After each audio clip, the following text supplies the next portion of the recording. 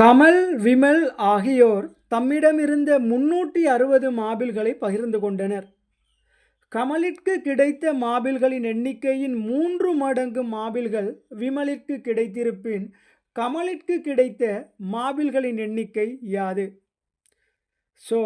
கமல், விமல் ஆகியோர் தம்மிடமிருந்த 360 இருவரிடம் சேர்த்து 360 மாபிள்கள் என கருதுதல் வேண்டும். கமலிற்கு கிடைத்த மாபிள்களின் எண்ணிக்கை. இங்கே 2 நபர்கள். முதலாவது ஆள் கமல், அடுத்த நபர் விமல். இருவருக்கும் 360 மாபிள்கள் பகிரப்பட்டுள்ளன. கமலிற்கு கிடைத்த மாபிள்களின் எண்ணிக்கை. இங்கே கமலுக்கு கிடைத்த மாபிள்கள் எண்ணிக்கை தெரியாது. ஆகவே கமலிற்கு கிடைத்த மாபிள்களின் எண்ணிக்கை ஒரு வட்டம் அளவு என நாங்கள் எடுத்துக்கொள்ளலாம். பெரியவர்களின் எக்ஸ் என போட்டு நாங்கள் கண்டு கொள்ள முடியும்.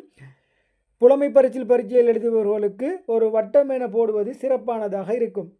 அதன் அடிப்படையில் கிடைத்த மாபிள்களின் எண்ணிக்கை ஒரு வட்டம் அளவு எனின் எண்ணிக்கையின் 3 மடங்கு மாபிள்கள் விமல்கள். ஒரு வட்டத்தின் 3 மடங்கு எனின் இங்கே விமலுக்கு மொத்தமாக 3 வட்டம் வரைய வேண்டும். ஃப்ரெண்ட்ஸ், கமலிற்கு ஒரு வட்டமளவு மாபிள்கள் கிடைத்திருப்பின் விமலிற்கு அதன் 3 மடங்கு 3 வட்டங்கள் கிடைக்கும். மொத்தமாக இருவருக்கும் சேர்ந்து கிடைக்கப்பட்ட வட்டங்களின் எண்ணிக்கை இங்கே 4. இந்த 4 வட்டமானது 360 என்ற மாபிள்களுக்கு சமமாக காணப்படும். 360 மாபிள்கள் 4 வட்டங்களுக்கு சமமாக இருக்கும்.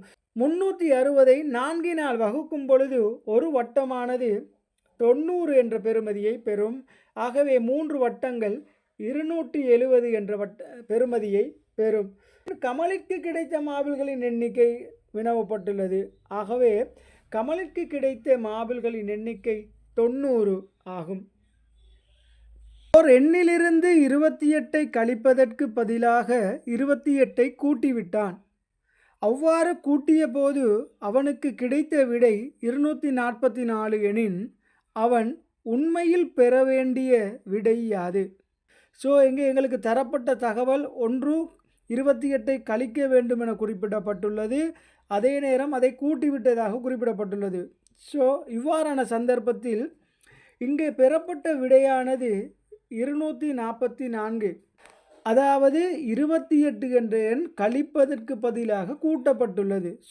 ஒரு எண் கழிப்பதற்கு பதிலாக தவறுதலாக கூட்டப்படுமாயின் அது 2 மடங்காக தவறுதலை அல்லது அதிகரித்தலை ஏற்படுத்தும். அதன் அடிப்படையில் 28 என்ற எண் இங்கே என்ன நடந்துள்ளது? கழிப்பதற்கு பதிலாக கூட்டப்பட்டுள்ளது. 2 மடங்காக அதிகரித்திருக்கும். 28ஐ 2 பெருக்கும் பொழுது 56 என்னும் எண்ணினால் அது அதிகரித்திருக்கும். உண்மையில் எங்களுக்கு தற்பொழுது பெற வேண்டிய விடை என்னவெனின் 244லிருந்து இந்த 56ஐ கழிக்கும் பட்சத்தில் விடை 188 என்ற விடை பெறப்படும். இலக்கம் 7. ஒருவர் தன்னிடமிருந்த பணத்தில் அரைவாசியை உணவிற்கும் மீதியில் அரைவாசியை உடைக்கும் செலவழித்தார். எஞ்சிய பணம் ரூபா 160 எனின் அவரிடம் ஆரம்பத்தில் இருந்த பணம் எவ்வளவு? அவரிடமிருந்த பணத்தின் அளவு ஒரு சதுரமளவு அல்லது வட்டமளவு நாங்கள் எடுக்க முடியும். சதுரமளவு எனும் அடிப்படையில் அரைவாசியை உணவிற்கும். இதன் அரைவாசி உணவிற்கு செலவழிக்கப்பட்டுள்ளது. மீதியில் அரைவாசி. ஆகவே ஒரு சதுரம் 2ஆக பிரிக்கப்பட்டு ஒரு பகுதி உணவிற்கு வழங்கப்பட்டுள்ளது. மீதியில் அரைவாசி என்பது மீதி பகுதியானது இங்கே நிறந்தீட்டப்படாமல் காணப்படுகின்ற பகுதியாகும். மீதியில் அரைவாசியை உடைக்கும். இதில் அரைவாசி. இந்த பகுதி உடைக்காகவும் எடுத்துக்கொள்ளப்பட்டால் எஞ்சிய பணம் 160. இங்கே வரையப்பட்ட சதுரத்தில் இந்த பகுதி உணவுக்காகவும் இந்த பகுதி உடைக்காகவும் மிகுதி பகுதி இது 160க்கு சமம் என குறிப்பிடப்பட்டுள்ளது. ஆகவே இதே அளவுள்ள சதுரமானது உடைக்காக காணப்படுகின்றது. ஆகவே உடைக்கு 160 ரூபாய் செலவழிக்கப்பட்டுள்ளது. 2 பகுதிகளும் சேர்த்து 320 காணப்படும்.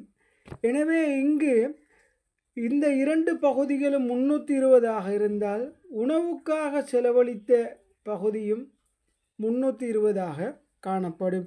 எனவே அவரிடம் ஆரம்பத்தில் இருந்த பணம் எவ்வளவு என கேட்கும் பொழுது உணவுக்காக செலவழித்த 320, உடை மற்றும் எஞ்சிய பணம் சேர்த்து 320, மொத்தமாக 320 640 ரூபாய் அவரிடம் ஆரம்பத்தில் காணப்படும்.